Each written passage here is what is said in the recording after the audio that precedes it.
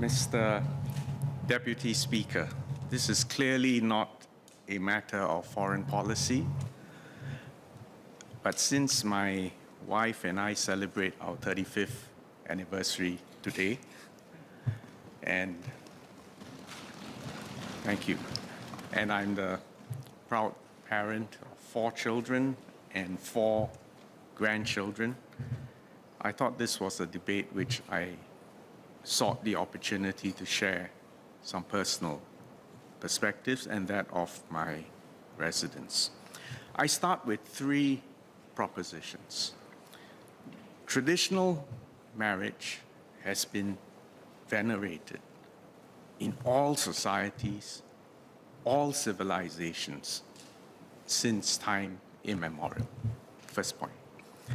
Second, a marriage is far more than a legally binding contract between 2 consenting adults.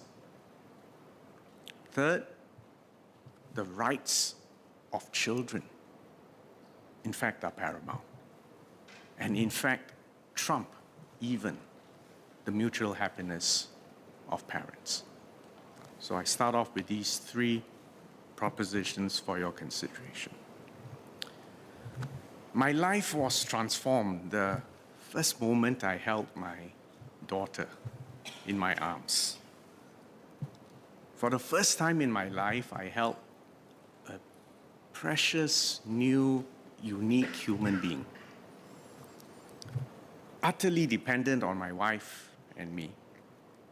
She may have been delivered by my wife, but my daughter, and now her children, my grandchildren, have a future that goes, hopefully, far beyond me. That moment was also the time that I realized just how much my parents loved me. And with some guilt, I realized that actually all of us cannot possibly love our parents as much as our parents love us. And every single one of you here who's been a parent, I think, has had that experience. And what it shows is that love flows down the generations. It's actually mainly one way. And so parental love is really about paying it forward. And it is this focus on forward and the future, and that drives all parents to give the best possible start to their children. This is what makes us so focused on leaving the world in a better state for our children to inherit. And you see, it is this focus on the future, on protecting, nurturing, saving, investing, building. It is this future-oriented focus that affects the tone of our society. And frankly, even in Parliament, it's why, for me, there's no such thing as saving too much for the future, because it's for them and not for us. And even as we do that, we are simply, in fact, replicating what our parents and grandparents did for us. And so this is why I believe all societies, all religions, have always conferred a sacred status on the institution of marriage. And this is why this is a key pillar, a key prescription for human progress in societies everywhere since time immemorial. The second point is that a marriage is far more than a legally binding contract between 2 consenting adults for the sake of their mutual happiness. My wife has often reminded me of an aphorism. The best gift you can give your children is to love their mother. Initially, I found this advice bemusing, but the more I thought about it, actually this advice makes perfect sense. Because you see, children And in fact, think back to your own childhood. Children need that reassurance, that sense of stability, of knowing that both parents are in a committed, loving relationship for the long term. And that the parents, both parents, will always be there for them. So, in fact, the way we approach our marriage is not and should not be about just optimizing the happiness of two adults, but really for the sake of our children and their future. Because if we are successful and if we are blessed, then we're good role models for our children. But our mistakes, or sometimes our wrong choices, have profound impact and implications on our children. So my wife is right. Love the mother of your children. My third point is that every child has a biological father and mother. But it's not just a matter of biology and genes and chromosomes. But think back to your own childhood. Our mothers and our fathers played essential, complementary, but not identical roles. Complementary, but not identical roles. And when I served as minister in MCYS, I studied the problem of children in juvenile homes or with dysfunctional social circumstances. The single most important factor I often found recurring was an absent father. And that's why one of the things which I'm proudest about was to have been one of the people behind the founding of Fathers for Life. So yes, I do believe, absolutely, with no apology and with no reservations, in the traditional family form as an ideal. One man, one woman, committed to each other to bring up their children in the context of a stable marriage.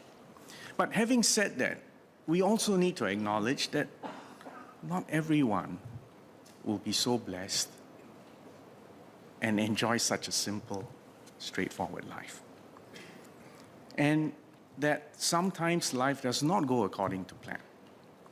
And all children, regardless of family circumstances, deserve our fullest support. In fact, some children, especially those in less ideal circumstances, deserve and need additional support, which this House agrees with, I'm sure. Some of my friends whom I've known for the longest time are gay. And my generation came of age in the early 80s. The AIDS epidemic had not yet been named or discovered, but it had started. And many of us were not quite aware of the threat. The veil of ignorance, the fear of embarrassment, in fact, contributed tragically to the cutting short of lives of some of my friends. But beyond that, in fact, I'm sure if you all speak to every single one of your gay friends, every single one of them has suffered the pain of rejection, of discrimination, and sometimes of violence. And they have suffered that at home, in schools, and in the workplace. They crave our understanding, our empathy, our support, and our protection. And yet, I think if many of us think back to our school days, I think we all fell short. I will confess to having fallen short, and for that, I apologize to my gay friends. Unfortunately, this debate on Section 377A of the Penal Code Section 377A has come to symbolize simultaneously two paradoxical imperatives. First, to protect the traditional family, which frankly is under considerable stress in modern days. But equally important, there is also a duty to protect our gay brothers from victimization and the fear and the pain, the dejection and the rejection.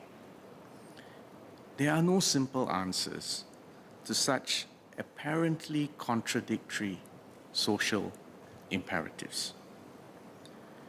SMS Sim-Ann and I, Mr. Deputy Speaker, Mr. Christopher D'Souza, and Mr. Edward Chia-Kampf, represent the GRC of Holland, Bukit Timah.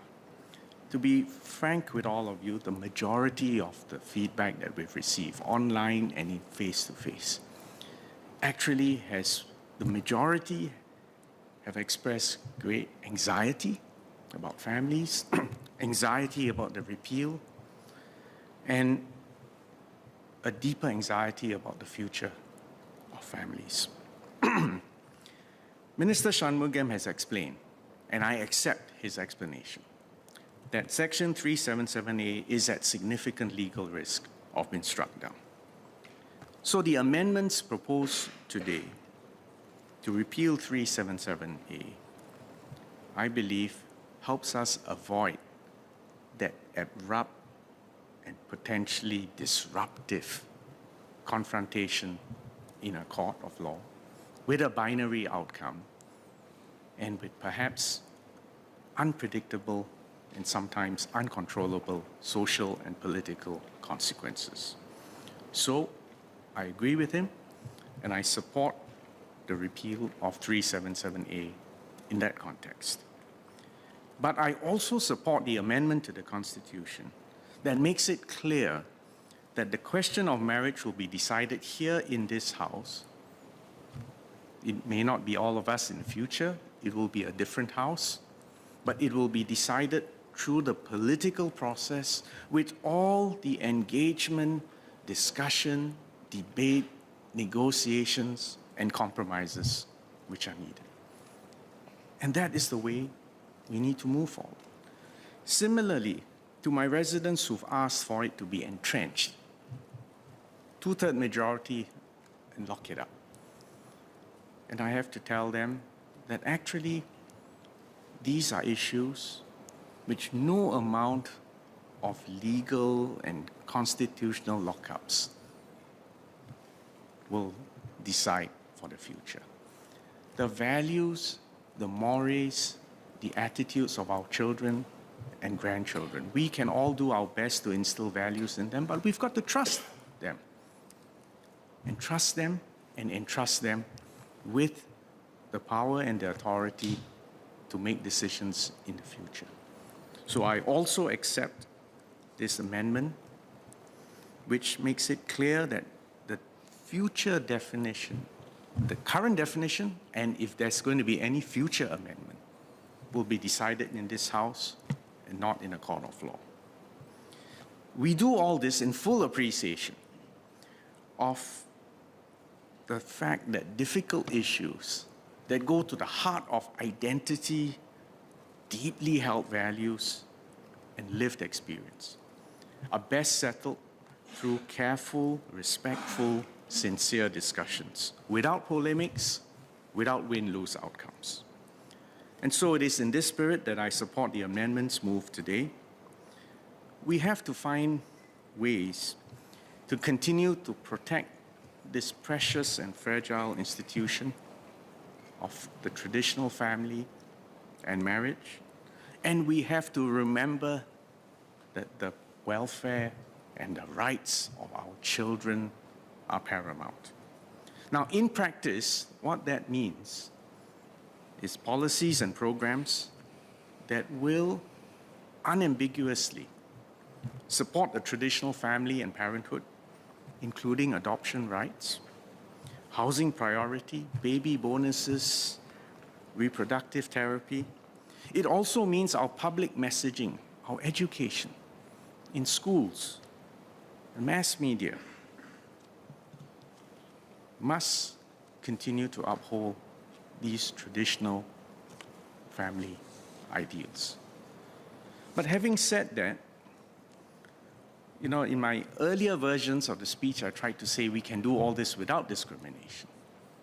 But actually in life, if you uplift one form, if you prioritize one type of social arrangements, inevitably it means you have to choose, and it cannot be completely equal. But having said that, I believe a spirit of mutual respect, and perhaps more important than anything else, compassion, can allow us to find that hopefully safe landing zone where we can protect our families and protect our gay brothers. So on that note, as the Deputy Speaker, I support the amendments standing before the House today. Thank you all very much.